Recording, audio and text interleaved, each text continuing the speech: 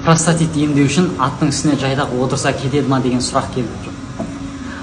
Аттың үстіне жайдақ мініп, простатиттен емделу мүмкін ба?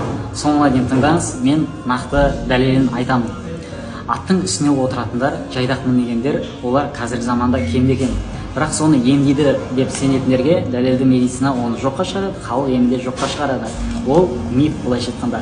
Сіз ол атқа отырған кезде, бесплатный массаж, былайша айтқанда, оны атқа отырғандар біледі, көзіңе жауыр шыққаннан басқа ешнәрсе шықпайды, былайша айтқанда, негізінде.